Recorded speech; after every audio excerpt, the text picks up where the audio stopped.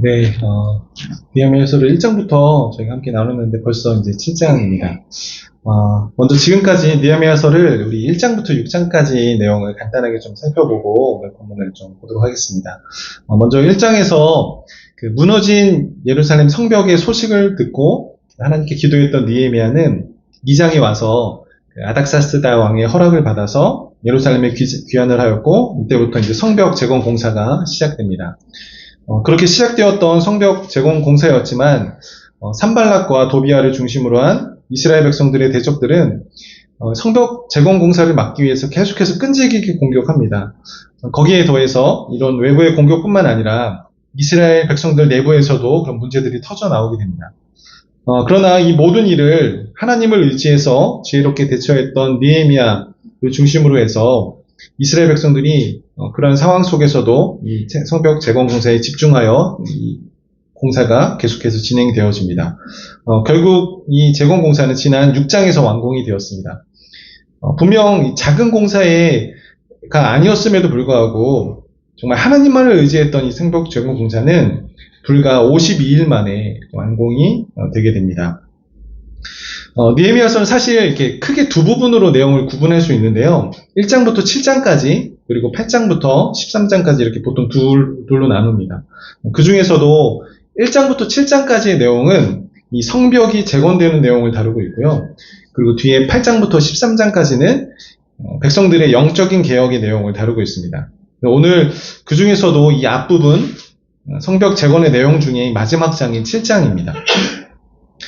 사실 지난 6장에서 성벽이 완공이 되었음에도 불구하고 느헤미야에게 있어서는 아직은 이 모든 일이 끝난 것이 아니었습니다. 왜냐하면 이전에도 제가 말씀드렸듯이 느헤미야가 이 성벽을 재건하려고 했다는 것은 단지 성벽만을 재건하는 것이 목적이 아니라 궁극적인 목적은 황폐하게 되었던 예루살렘을 회복하는 것, 더 나아가 무너진 하나님 나라 이스라엘을 회복하는 것이었기 때문입니다. 그것을 위해서 우선 당장에 급한 것은 이 성벽 재건을 먼저 하는 것이었고 그 이후에 해야 할 일들이 여전히 많이 남아 있었다는 것입니다. 자, 그러면 이제 무엇을 해야 하냐면 일단 먼저는 이 완공된 예루살렘 성벽이 다시 적들에 의해서 무너지지 않게 하기 위해서 성을 파수하고 지켜야 합니다. 그리고 나서 이 예루살렘의 이 성의 기능을 회복하고 또 그것이 계속해서 유지되기 위해서는 그 성 안에 적정한 인원이 거하며 살아야 한다는 것입니다. 그래야 성의 기능이 제대로 돌아가고 그것이 사람이 살만한 곳으로 될 수 있다는 것입니다. 우리나라만 해도 지금 출산율이 감소한 것에 대해서 매우 큰 문제를 보고 있지 않습니까? 왜 그렇습니까? 그것은 한 사회가 유지되기 위해서는 인구는 너무나 중요한 요소이기 때문입니다. 한 사회가 유지되기 위해서 대표적으로 최소한의 생존력이 있어야 되고 또 사회를 지킬 수 있는 국방력이 있어야 합니다. 이 모든 것은 다 인구와 밀접하게 연관이 되어 있다는 것입니다. 그리고 출산율이 2.1명 이상이 되어서 인구수가 계속해서 유지되어야 합니다. 그렇지 않으면 그 사회는 얼마 지나지 않아서 무너지게 된다는 것입니다. 그런데 오늘 본문 4절을 보시면 예루살렘 성에 거하는 주민이 적었다라고 말씀하고 있습니다. 아마도 이것은 바벨론에 의해서 이스라엘이 멸망당했을 때에 그 수도였던 이 예루살렘이 얼마나 처참하게 파괴되었는지에 대해서 짐작하게 합니다. 그래서 사람들이 다시 이 이스라엘로 귀환을 하였어도 이곳 예루살렘에는 정착하지 않은 것입니다. 그렇게 아무리 성전을 재건하였고 성벽을 재건했어도 이 인구 문제가 해결되지 않으면 그렇게 힘들게 성벽을 재건한 것이 아무런 의미가 없어지게 되는 것입니다. 바로 그러한 상황 속에서 오늘 7장의 내용이 이제 이 같은 내용들이 나오게 되는 것입니다. 그 내용을 하나씩 살펴보면 느헤미야가 성벽을 완공한 이후에 가장 먼저 한 일이 뭐였냐면 바로 성벽을 파수할 관리인을 세우는 것이었습니다. 1절에 문지기와 노래하는 자들과 레위 사람들을 세운 후에 라고 나와 있는데 이제 세웠다라는 게 임명했다 이런 뜻이거든요. 자, 그런데 여기서 이들을 무엇으로 임명했다는 말은 없습니다. 자, 그러면 이들을 무엇으로 임명했냐면 일단 뒤에 2절에서 하나니와 하냐냐를 예루살렘에 다스리는 자로 임명하죠. 그리고 나서 3절에 느헤미야가 이 임명한 이들에게 성을 지키기 위한 방법을 구체적으로 설명을 합니다. 해가 높이 뜨기 전에 성문을 열지 말고 파수할 때는 문을 닫고 빗장을 지르게 하는 거, 그리고 예루살렘 주민들이 각각 자기 집의 맞은편을 지키게 하는 것이었습니다. 그러니까 이 문지기와 노래하는 자들과 레위 사람을 임명했는데 이들을 무엇으로 임명한 것이냐면 바로 성의 파수를 담당할 사람으로 세운 것입니다. 그러니까 어렵게 성을 재건했는데 다시금 적들이 와서 성벽이 무너뜨려지면 안 되지 않겠습니까? 그렇게 이들을 이 성벽 파수하는 임무를 맡긴 것입니다. 일단 이 문지기 또 노래하는 자들, 레위 사람 이렇게 표현이 되어 있는데 이들은 모두 레위 지파에 속한 레위 사람들이었습니다. 다만 그 역할에 의해서 성전 문지기, 또 성전에서 노래하는 자들, 그리고 또 그 외에 봉사하는 자들인 것입니다. 근데 왜 이들에게 이 성벽 파수를 맡겼는지 그 이유를 정확히 알 수는 없지만 아마도 지금 이 예루살렘 성이 위태한 상황 가운데 있었기 때문에 그 안에 있었던 성전도 그 제 기능을 아마 발휘하지 못했을 것이라고 생각됩니다. 그래서 일단 성전에서 일하던 이들이 먼저는 일단 성벽을 파수하는 일에 필요로 했기 때문에 그들을 세운 것이라고 볼 수 있습니다. 그래서 이것이 느헤미야가 이제 성벽이 완공된 이후에 처음 최우선적으로 했던 일이었습니다. 그리고 나서 이제 성을 파수하는 것을 포함해서 예루살렘을 다스릴 자를 2명을 세우는데 한 명은 느헤미야의 동생이었던 하나니였고 또 한 명은 영문의 간원 하나냐였습니다. 예루살렘 느헤미야의 동생 하나니는 1장에서 느헤미야가 바사제국 수상궁에 있었을 때 성벽이 무너진 예루살렘의 소식을 전해줬던 인물입니다. 그러니까 단지 그가 느헤미야 자신의 동생이어서 그를 관리하는 자로 세운 것이 아니라 그렇게 예루살렘 소식을 전하기 위해서 그 수상궁까지 그 먼 곳까지 마다하지 않고 왔을 정도로 그 열심과 또한 예루살렘을 사랑했던 인물이었기 때문일 것입니다. 그리고 나서 이제 영문 간원 하나냐를 임명했는데 영문이라는 것은 그 성전 아마 북쪽에 있는 한 망대를 말하는 것으로 봅니다. 그를 임명한 이유는 이렇게 설명하고 있죠. 충성스러운 사람이었고 하나님을 경외하는 자였기 때문이라고 말씀하고 있습니다. 그렇게 일단 급하게나마 이 완공된 성을 파수할 수 있도록 담당자를 세웠는데 이것은 그냥 임시적인 방법이었을 뿐입니다. 왜냐하면 앞에서 말씀드렸던 것처럼 이 예루살렘 성은 광활한데 거하는 주민이 적었기 때문에 근본적인 해결책이 필요한 상황인 것입니다. 자, 그러면 이 예루살렘 성이 온전히 회복되기 위해서, 그러니까 즉 성의 기능이 제대로 돌아가게 하기 위해서는 성 안에 적정 인원이 거하며 그 성을 유지하는 데 있어서 필요한 인력들이 보충되는 것입니다. 자, 그것을 위해서 무엇을 해야 했을까요? 가장 간단하게 생각해 볼 수 있는 것은 뭐냐면 바로 다른 지역에 거주하던 사람들을 예루살렘으로 이주시키는 것이었습니다. 그러나 한번 생각해 보시면 이제 이미 귀환을 해서 각각 자신의 땅에 거주해서 정착하고 있는 사람들을 완전 폐허가 된 이 예루살렘으로 이주하게 한다는 것은 그렇게 간단한 문제는 아니었을 것입니다. 이것을 위해서 신중하게 또 가능하게 하기 위한 어떤 하나의 과정들을 하나씩 진행해야 했을 것입니다. 예를 들어서 수요를 파악하고 또 사람들에게 이주해야 될 이유를 설득하고 또 그것이 얼마나 또 실현 가능한 일인지에 대해서 확인시켜주는 그런 과정들을 거쳐야 했을 것입니다. 그래서 일단 이 일의 시작으로 느헤미야가 시작한 것이 바로 인구조사였습니다. 그런데 이 인구조사는 느헤미야의 머리에서 나온 아이디어가 아니라 바로 하나님께서 느헤미야의 마음에 감동을 주셔서 시작된 일이었습니다. 그래서 느헤미야가 이제 귀족들과 백성들을 모아서 그들은 이제 계보대로 등록하게 했죠. 그런데 그때 느헤미야가 무엇을 찾게 됐냐면 바로 이 100년 전에 1차로 귀환했던 이스라엘 귀환자들의 명단이었습니다. 6절 이후에 나오는 내용이 바로 그 명단입니다. 앞에서 말씀드렸던 것처럼 이 내용은 사실 에스라서 2장에 먼저 기록되어 있는데 그 명단하고 거의 일치합니다. 다만 몇몇 곳에 이제 숫자의 차이가 조금씩 있는데 왜 그런 차이가 발생했을까는 정확한 이유는 알 수 없지만 추측하기로는 어떤 학자들은 서로 참고한 자료가 다르다 뭐 이렇게 얘기하는 사람도 있고 어떤 학자들은 에스라서는 이제 출발할 때 인원을 적은 것이고 느헤미야서는 도착할 때 인원을 적은 것이다 이렇게 얘기하기도 합니다. 그리고 또 어떤 학자들은 그냥 이 에스라서의 기록되어 있는 이 숫자를 옮겨 적는 과정에서 뭐 오류가 발생한 것은 아니다 싶은데, 성경에 오류가 있다는 것에 이 주장은 좀, 문제가 있어 보입니다. 그래서 어쨌든 중요한 건 뭐 큰 차이는 없이 조그만 차이이기 때문에 이 부분에 대해서는 넘어가도 좋을 것 같습니다. 자, 그렇게 1차 귀환자들의 명단을 소개해 줌으로써 오늘 7장의 내용이 마무리가 됩니다. 오늘 본문 내용은 참 간단합니다.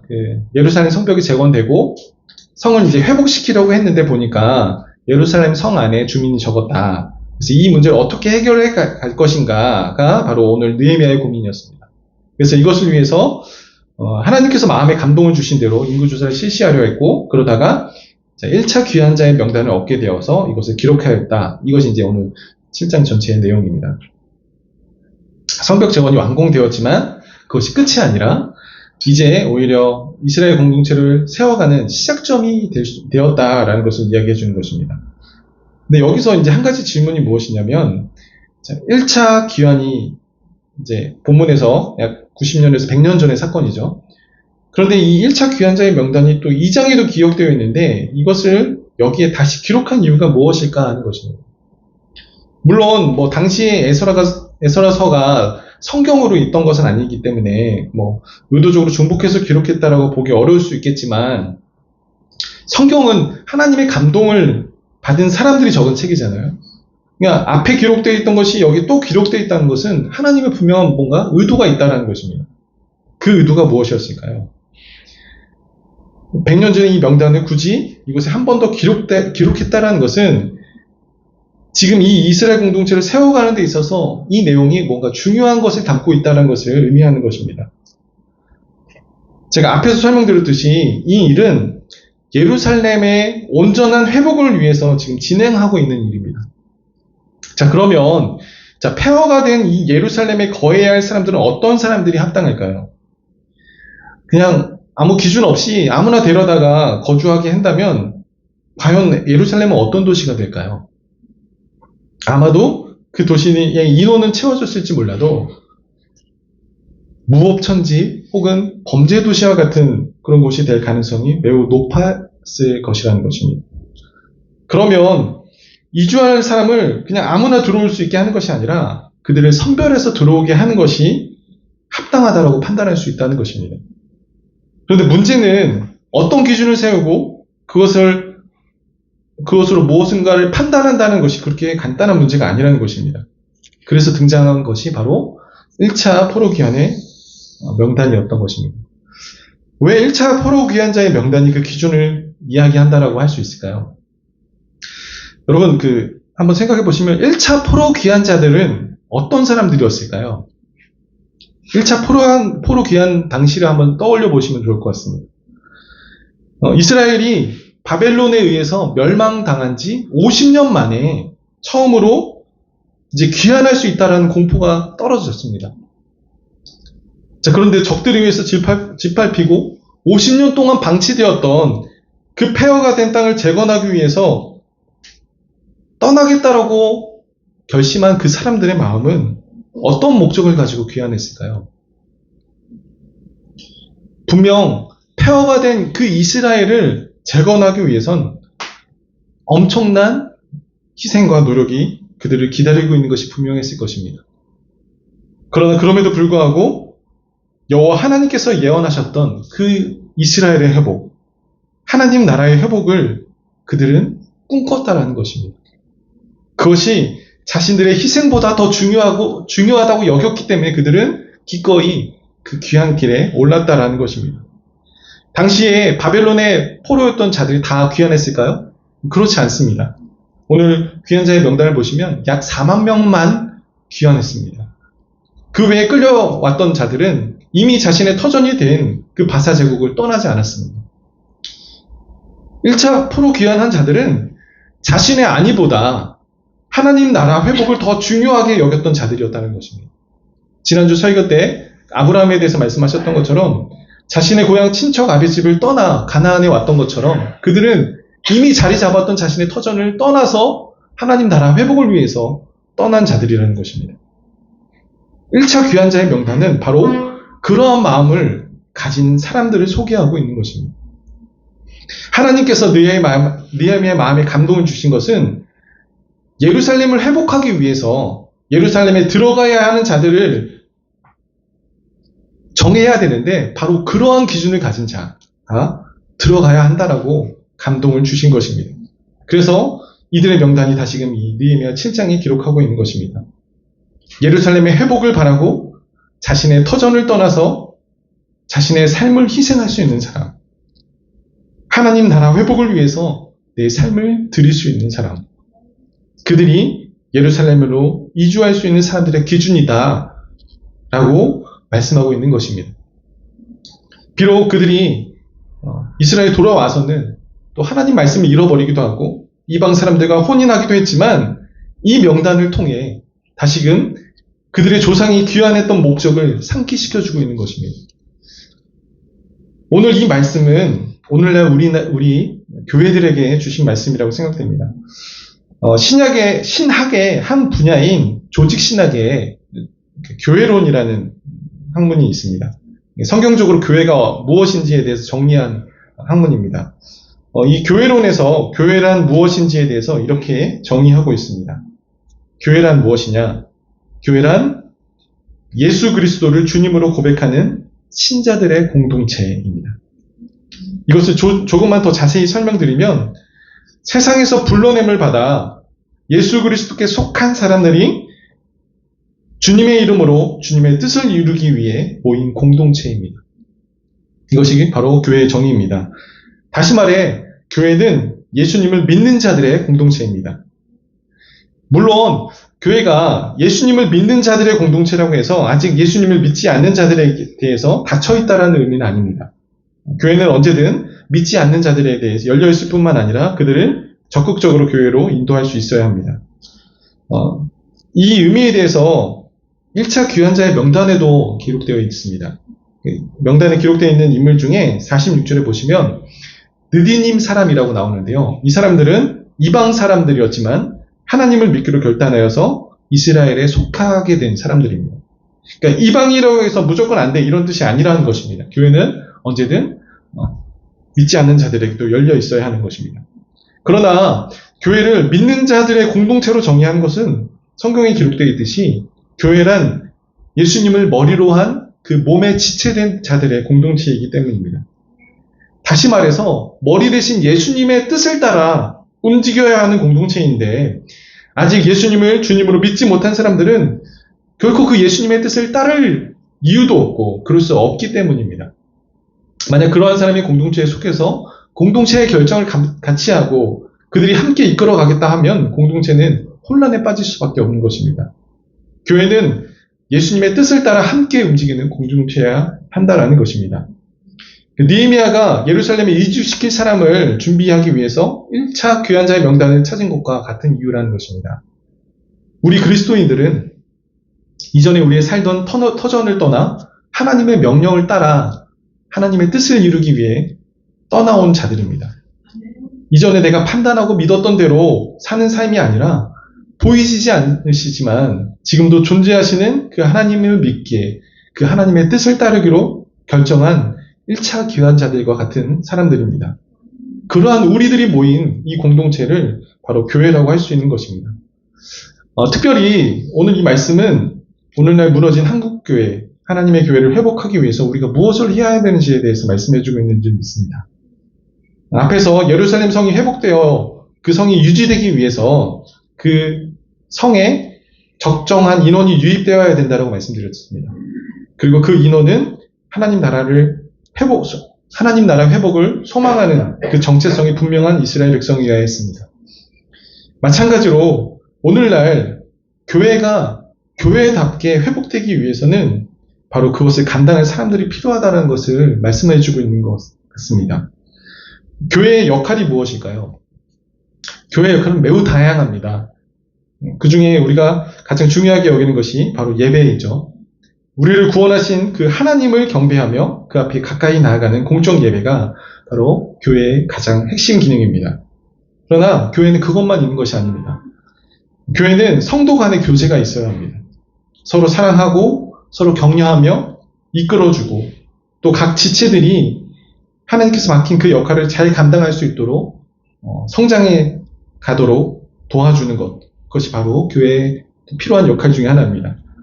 뿐만 아니라 가정에 자녀가 태어나고 그 아이를 양육해야 하는 것처럼 교회 역시 영적인 출산, 즉 전도와 또한 전도되어진 사람이 영적으로 성숙할 수 있도록 말씀으로 양육하는 것이 이루어져야 합니다. 또한 세상 가운데 빛의 역할을 온전히 감당할 수 있도록 구제와 선교도 교회의 역할 중에 하나입니다. 이 외에도 교회가 교회로서 온전히 서기 위해서 여러 사역들이 있습니다.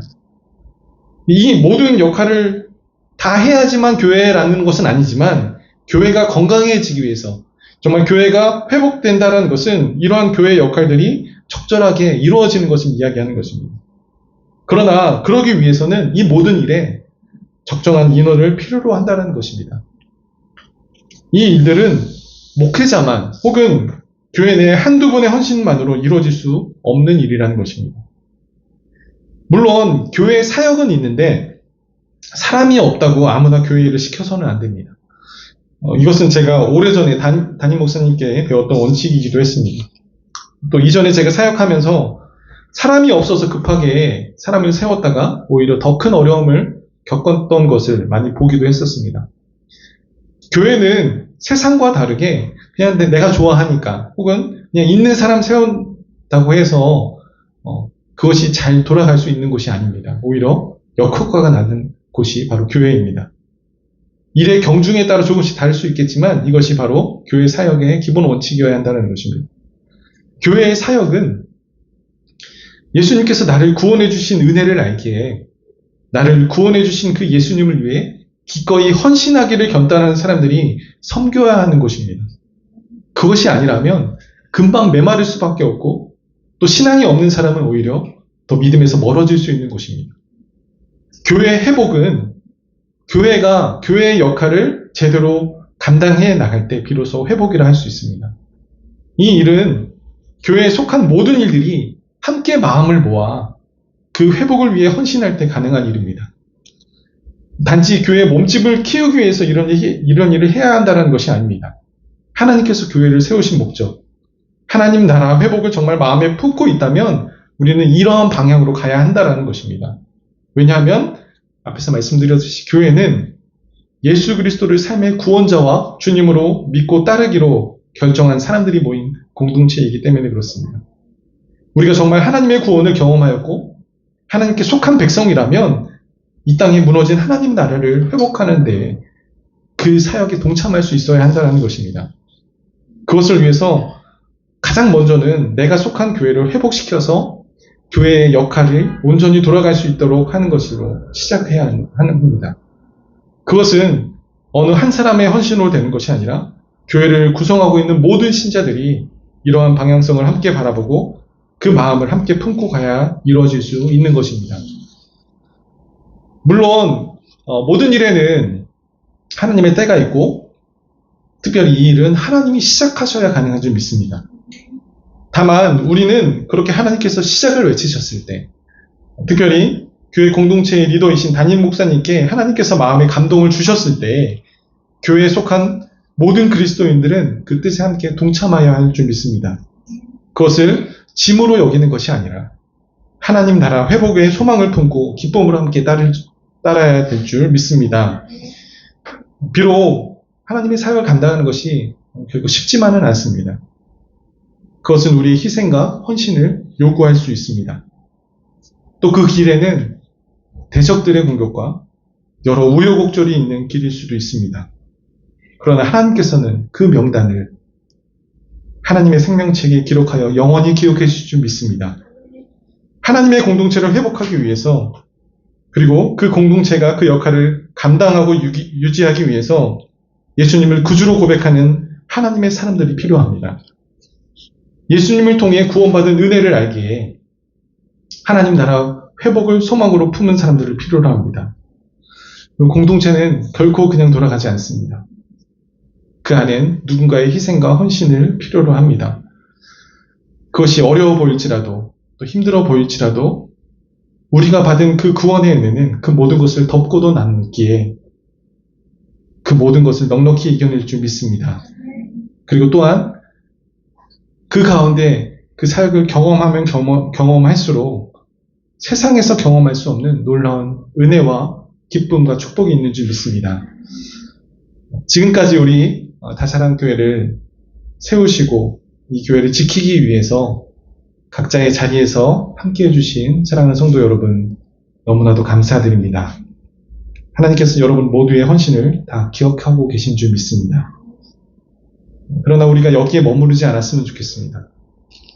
무언가를 더 헌신하시라는 말씀은 아닙니다. 다만 우리 교회가 온전히 교회의 역할을 감당할 수 있도록 교회를 위해서 구체적으로 더 기도해 주셨으면 좋겠습니다.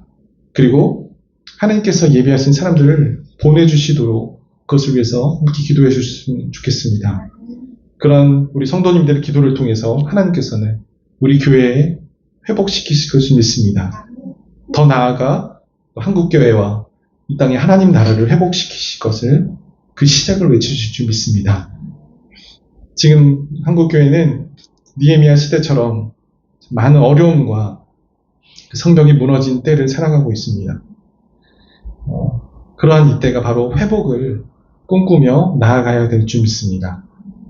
그러기 위해서는 하나님 나라 회복을 소망하는 하나님의 사람들이 필요합니다.